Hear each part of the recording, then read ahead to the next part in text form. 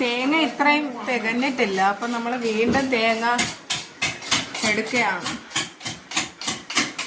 അപ്പോൾ ഈ തേങ്ങയുടെ പൊടി വിടാതിരിക്കാൻ വേണ്ടി തേങ്ങേൻ്റെ തുമ്പെല്ലാം ചെത്തിക്കളയാണ്. ഇത് ജൂലിയറ്റ് ആൻറ്റിയാണ്, ഈ ഏരിയയിലുള്ളതാണ്. അപ്പം നമുക്ക് കഞ്ഞി വെക്കാൻ വേണ്ടി സഹായിക്കാൻ വേണ്ടി വന്നതാണ്.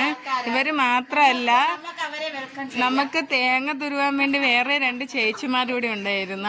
അവരുടെ വീട്ടിൽ കൊണ്ടുപോയാണ് തേങ്ങ തുരുവിട്ടാണ്. അപ്പം നമ്മളെ നേർച്ച കന്നിക്ക് വേണ്ടി തേങ്ങ തുരുവാൻ വേണ്ടി സഹായിക്കുന്ന 2 ചേച്ചിമാരാണ്. ചമ്പാവരിയും വൻപയറുമാണ് ഇട്ടിരിക്കുന്നത്. പച്ചൽ മുളകും ചെറിയുള്ളിയും കൂടി ഇട്ടിട്ടുണ്ട്. ഇത് നമ്മളിത് ഏകദേശം വെന്ത് വരുമ്പോൾ തേങ്ങയും കൂടെ ആട്ടി ഒഴിക്കുന്നത്.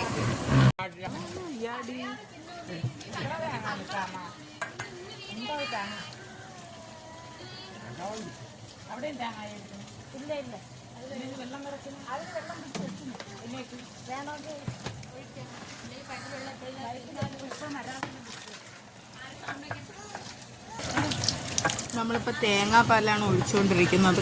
കന്നി നന്നായിട്ട് വെന്തിട്ടുണ്ട്. അപ്പം അത് നന്നായിട്ട് വെന്തിട്ടുണ്ട്. അപ്പം ഞങ്ങളിപ്പോൾ തേങ്ങാപ്പാലാണ് ഒഴിച്ചുകൊണ്ടിരിക്കുന്നത്.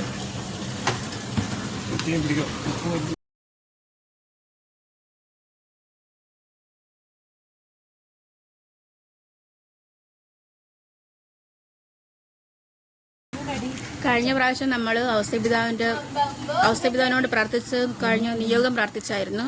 അതിൻ്റെ ഫലമായിട്ടാണ് നമ്മൾ ഈ പ്രാവശ്യം കഞ്ഞി വെച്ച് വണക്കപ്പുഴയിൽ നമ്മൾ കൊടുക്കും. അപ്പം നമ്മുടെ നേർച്ച കഞ്ഞി ഇവിടെ വെന്തിട്ടുണ്ട്. അപ്പം നിങ്ങളും ഇതുപോലെ നേർച്ച കൊടുത്തിട്ടുണ്ടെങ്കിൽ നിങ്ങൾ കമൻറ്റ് ബോക്സിൽ അറിയിക്കണേ.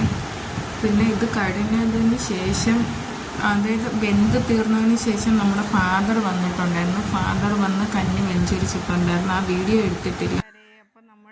അപ്പോൾ കൂട്ടുകാരെ, ഈ നോമ്പ് സമയം നിങ്ങളുടെ ഓരോരുത്തരുടെയും നിയോഗം നിറവേറട്ടെ എന്ന് ഞങ്ങൾ പ്രാർത്ഥിക്കാം.